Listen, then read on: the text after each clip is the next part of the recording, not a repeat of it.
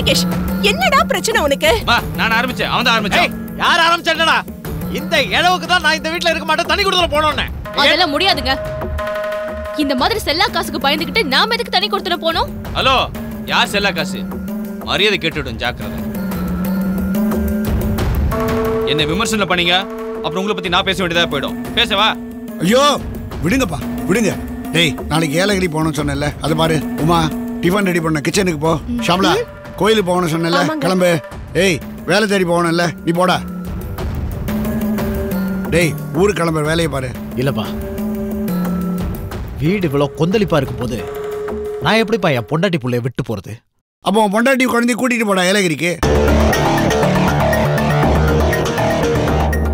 என்னடா முடிக்கிற? நீ அவளை வெளியில் அழைச்சிட்டு போய் எத்தனை நாள் ஆச்சு? எனக்கு தெரியாதா நீ குடும்பம் நடத்துற லட்சணம்? அவளை அழைச்சிக்கிட்டு ஏலகிரி போ. ஆமாப்பா ராஜு, உமாவும் பாவம் இந்த வீட்டுக்காக உழைச்சு உழைச்சு ஓடா தேய்ரா. குழந்தையும் பாவம் ஸ்கூல் வீடுன்னு ரொம்ப போர் அடிச்சு கிடக்கு. போயிட்டு தான் வாங்களேன். அத்தை, உங்களை விட்டுட்டு நான் எப்படி அத்தை? அட சும்மா இருமா, நீ வேற. நல்ல விஷயம் பேசும்போது தடங்கல் பண்ணாத. அப்ப நீங்களும் வாங்கப்பா, அம்மாவும் வரட்டும். பிரியாவை விட்டுட்டு எப்படிப்பா வருது? பிரியாவும் வரட்டும்பா, இவங்களும் தான் வரட்டுமே. நம்ம ஃபேமிலியா சேர்ந்து வெளியே போய் ரிலாக்ஸ் ஆகி எத்தனை வருஷம் ஆச்சு? எல்லார் மனசுலயும் 1000 காயங்கள். எல்லா காயமும் ஆறத்துக்கு இது ஒரு வாய்ப்பா இருக்கட்டுமேப்பா. இவங்க 2 பேரும் வரதா இருந்தா நான் வரலங்க. என்னடி, ஏன்டி சும்மா இருக்கிற பிரச்சனையை கிளப்பிட்டு இருக்க? இங்க சண்டை வர வேண்டாம் தானே நாம அங்க போறோம். அங்க போய் இதே சண்டை தான் வரப்போகுது.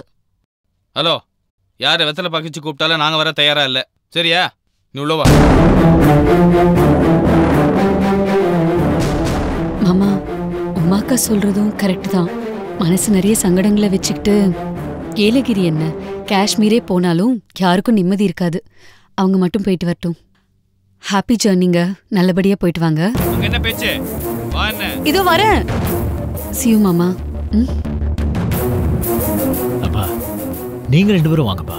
இல்லப்பா, பிரியாவுக்கு ஒரு நல்லது நடக்காம நாங்க வெளியில வரதா இல்ல. நீங்க போயிட்டு வாங்கப்பா. Have a nice trip. ஏய் உமா, உமா, ஏலகிரில இருந்து வரும்போது அங்க என்ன ஸ்பெஷலோ அத மறக்காம அத்தைக்கு நிறைய வாங்கிட்டு வா. என்ன? சரிங்க. போலாமா? வரலாமா? வரலையா? பா. என்ன விட்டுட்டு போயிடுவியா? வா.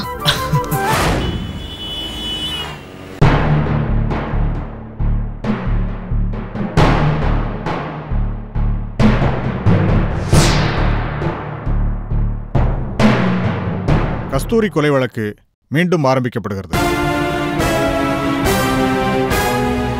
அரசாங்க வக்கீல் தனது வாதத்தை ஆரம்பிக்கலாம்.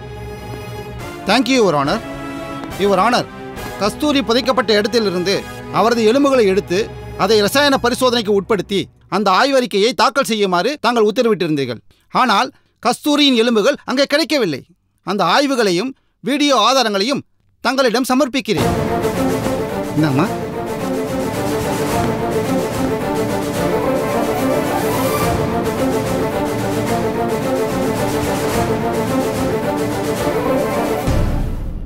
அது பற்றிய விளக்கத்தை காவல்துறை ஐஜி அவர்கள் தங்களுக்கு தெரிவிப்பார் யுவர் ஆனர்.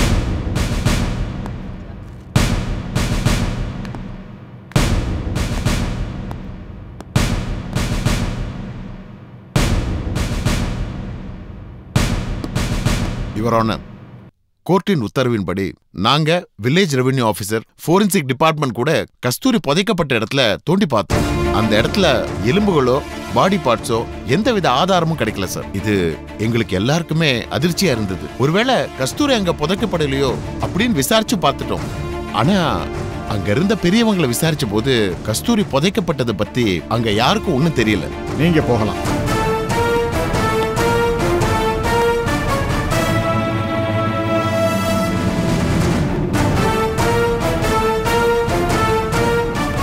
நீங்க உங்க வாதத்தை ஆரம்பிக்கலாம்.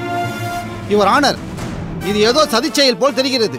குற்றம் சாட்டப்பட்டவருக்கு வேண்டப்பட்ட சிலர் கோர்ட்டு உத்தரவிற்கு பிறகு அந்த ஆதாரங்களை அகற்றியிருக்கலாம்.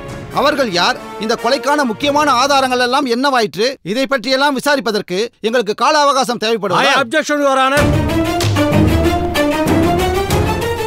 இது சதிவேலை என்ற கருத்தை காவல்துறை தரப்பிலிருந்து கூட வைக்கப்படவில்லை. கஸ்தூரியை எரித்திருக்கலாம் என்றுதான் சொன்னார்கள்.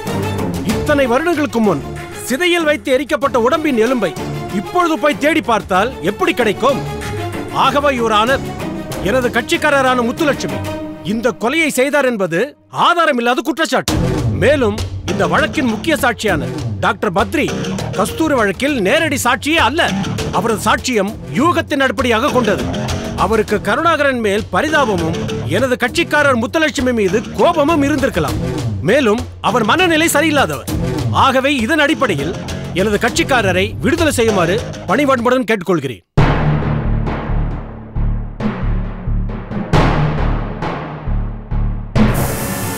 யுவர் ஆனர், திரு கருணாகரன் அவர்கள் ஏற்கனவே கொலைக்கான தண்டனையை அனுபவித்து விட்டார். எனவே அவர் வேறொருவர் மீது வீண் பழியை சுமத்த வேண்டிய அவசியம் இல்லை. அதற்காக அவர் இந்த வழக்கையும் தொடர்ந்து இருக்க மாட்டார்.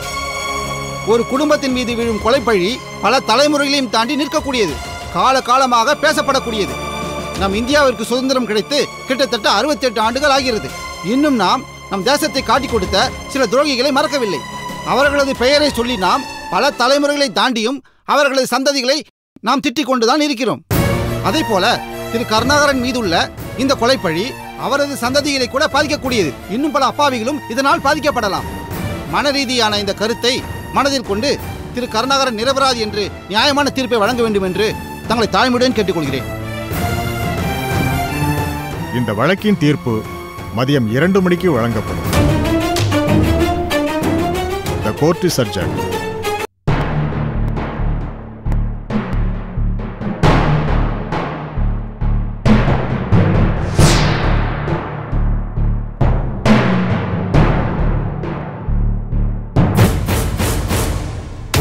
கஸ்தூரியின் கொலை வழக்கு வித்தியாசமான வினோதமான வழக்காகும். தன் கணவர் தன் மீது சந்தேகம் கொண்டு அடித்ததால் கஸ்தூரி இறந்தாரா, அல்லது மருத்துவமனை சொத்துக்களை அடைய ஆசைப்பட்டு அதனால் டாக்டர் முத்துலட்சுமி கஸ்தூரிக்கு விஷ ஊசி போட்டாரா என்பதுதான் இந்த வழக்கின் சாராம்சம். கருணாகரன் நிரபராதியா, முத்துலட்சுமி தான் குற்றவாளியா என்பதுதான் வழக்கு. வழக்கின் தன்மையையும் அரசு தரப்பில் தாக்கல் செய்யப்பட்ட ஆதாரங்களையும் கொண்டு பார்க்கும்போது முத்துலட்சுமி தான் கஸ்தூரியை கொலை செய்தார்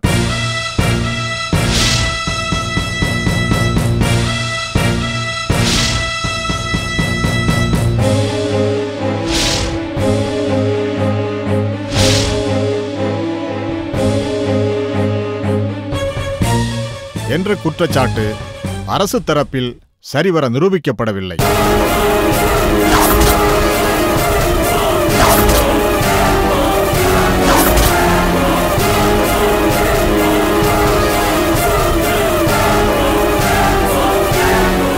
கருணாகரன் தானே தன் மனைவியை கொலை செய்ததாக நம்பித்தான் இத்தனை வருடங்கள் சிறை தண்டனை அனுபவித்ததாகவும், இப்போதுதான் உண்மை தெரிய வந்ததால் தன்னை நிரபராதி என்று தீர்ப்பு வழங்கும்படியும் கூறினார். சமூகத்தில் ஒரு மதிக்கத்தக்க நிலையிலிருந்த ஒரு பிரபல மருத்துவருக்கு இப்படி ஒரு நிலை ஏற்பட்டது வருந்தத்தக்கதே ஆகும். இந்த மாதிரி நிலை நீதிமன்றங்களில் குற்றம் முழுவதும் நிரூபிக்கப்படாத பட்சத்தில் அந்த குற்றச்சாட்டின் சாதகமான நிலையை குற்றம் சாட்டப்பட்டவருக்கு வழங்குவதுதான் மரபு. ஏனென்றால் 100 குற்றவாளிகள் தப்பிக்கலாம், ஆனால் ஒரு நிரபராதி கூட தண்டிக்கப்படக்கூடாது என்பதுதான் நீதியின் கொள்கை. இந்த வழக்கில் பத்ரியின் சந்தேகத்துக்கிடமான சாட்சியை இந்த நீதிமன்றம் முற்றிலுமாக நிராகரித்து தள்ளுபடி செய்கிறது.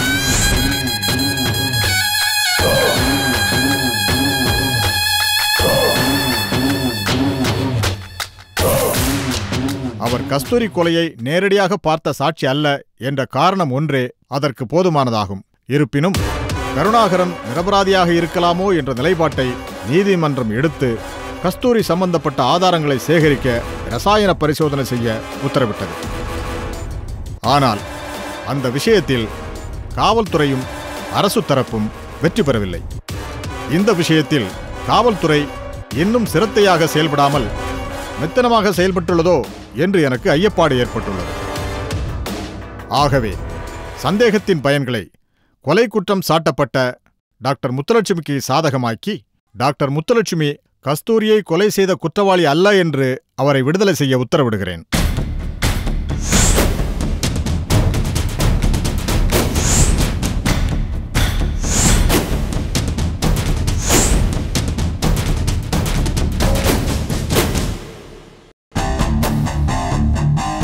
இந்த வழக்கில் பிற்காலத்தில் மீண்டும் ஏதும் வெளிச்சம் ஏற்படும் வரை கருணாகரனே தன் மனைவியை கொன்றவர் என்ற நிலைப்பாட்டையே அனைவரும் கொள்ள வேண்டுமென்றும் இந்த நீதிமன்றம் தெளிவாக அறிவுறுத்துகிறது. தன் மகளுக்காக கருணாகரன் நடத்திய பாச போராட்டத்தை புரிந்து கொண்டு அவரது மகள் ஸ்னேகா நிச்சயம் தன் தந்தையுடன் சேருவார் என்ற நம்பிக்கையுடன் இந்த நீதிமன்றம் கலைகிறது.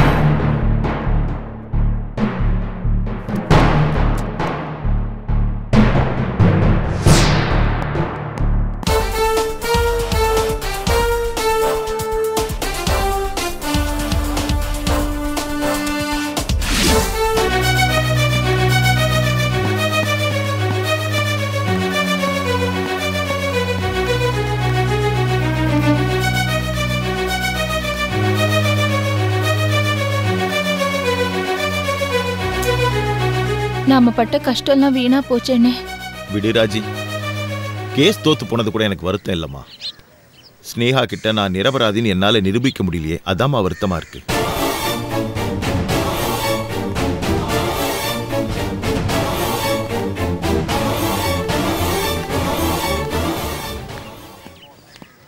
I'm sorry doctor. என்ன மன்னிச்சிருங்க சார், என்னால உங்களுக்கு உதவி செய்ய முடியல. பரவாயில்ல, என்ன பண்றது? இவ்வளவு தூரம் எனக்காக இவ்வளவு மெனக்கெட்டவங்க எல்லாருக்குமே ரொம்ப நன்றி.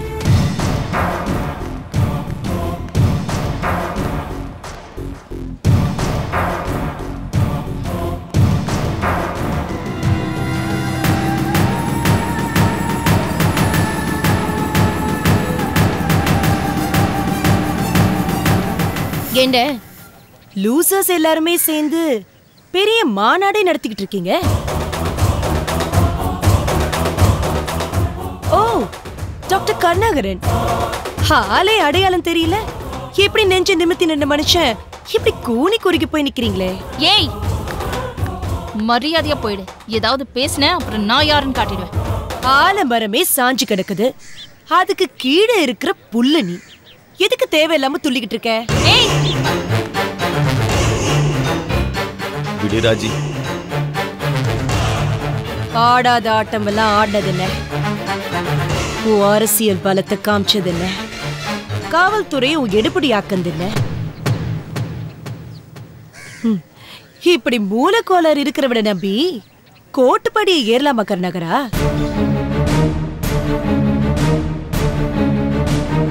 முன்னாள் மந்திரி அவங்க அப்பாவோட ஆன்மீக டூர் போயிட்டாரு. இந்நாள் ஐஜிய ஜட்ஜையா கண்டனம் பண்ணிட்டாரு. இந்த பைத்தியக்காரன் கொடுத்த வாக்கு மூலத்தை ஜட்ஜையா கிழிச்சு குப்பை தொட்டில போட்டுட்டாரு. நீ அழுததும் புரண்டதும் அப்புறம் ஸ்னேகா உன்னை அப்பான்னு கூப்பிடணும்னு கதறினதும் அச்சோ எல்லாமே வேஸ்டா போச்சு. உன்னை பாக்குறதுக்கே ரொம்ப பரிதாபமா இருக்கு கருணாகரா.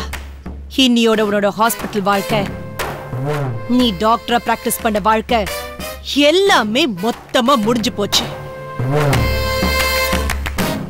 நீ ஒரு தடவை இந்த முத்துலட்சுமியோட ஹாஸ்பிட்டல காலடி எடுத்து வச்ச அசிங்கப்பட்டு அவமானப்பட்டு போயிடுவ. ஜாக்கிரதை. இனிமே அது ஜென்மத்துக்கும் என்னோட ஹாஸ்பிட்டல் மட்டும்தான். இத்தனை வருஷம் நீ ஜெயில இருந்தது பெருசு இல்ல, அதை விட இப்ப வெளியே இருக்க போற பாரு, அதுதான் பெரிய கொடுமை. நரக வேதனைனா என்னன்னு நான் உனக்கு காட்டுறேன். என்னையா ஜெயிலுக்கு அனுப்பின, அதுக்கு பலனா இனிமே நீ இந்த ஊர்ல இருக்க ஒவ்வொரு நாளும் அந்த ஜெயிலே தேவைன்ற அளவுக்கு உன் வாழ்க்கைய நரகமாக்கி காட்டல என் பேரு முத்துலட்சுமி இல்லடா. அதுக்கு நான் பயன்படுத்த போற துருப்பு சீட்டு ஓ பொண்ணு ஸ்னேகா. ஏய், என்ன ஐஜி சார், நீங்க இவ்வளவு சின்சியரா இருந்தோம் நீங்க உங்க கடமைய சரியா செய்யலையே. பாவம், ஜட்ஜ் உங்களுக்கு கண்டனம் தெரிவிச்சிட்டாரே. இந்த முத்துலட்சுமி அதை விட ஒரு படி மேல போய் இப்ப நீங்க போட்டிருக்க இந்த காக்கி சட்டைக நிரந்தரமா கழட்ட வைக்கிறேன்.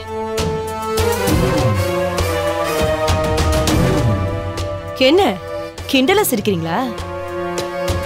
அந்த மினிஸ்டரையே என் பவரை வச்சு பதவியிலிருந்து தூக்கணவ. உங்களுக்கும் எனக்கும் தீர்க்க வேண்டிய கணக்கு இருக்கு. இந்த முத்துலட்சுமி யாருக்கும் பாக்கி வைக்க மாட்டா. உங்க கணக்க கூடிய சீக்கிரம் முடிக்கிறேன். Wait and see. Hello doctor Badri, என் கண்ல மட்டும் என்னைக்குமே சிக்கிடாத. பொழைச்சுப்போ. வக்கீல் sir. Madam. Excellent job. Thank you. இதுக்கு பிரதிபலனா உங்களுக்கு ஒரு பெரிய கிஃப்ட் காத்துட்டு இருக்கு. My pleasure. தயாலா கிளம்பலாமடா.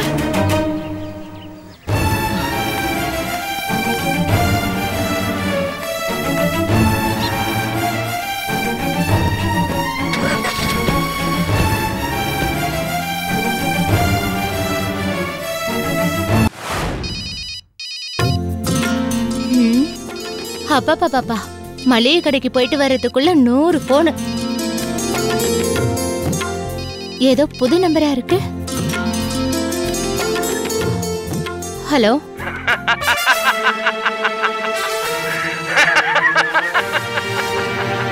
ஹலோ மீனா குட்டி. மீனா செல்லம், எப்படி இருக்க? எப்படிமா இருக்க? யாரது? மறந்துட்டியா? அப்படியெல்லாம் சுலபமா மறக்கிற மாதிரியா நம்ம பழகிருக்கோம். கதிர், கண்டுபிடிச்சிட்டியே. இந்த சுற்றில் நீங்கள் வெற்றி அடைந்தீர்கள். இனி அடுத்த சுற்று. கண்டபடி வாய்க்கு வந்தபடி திட்டும் சுற்று.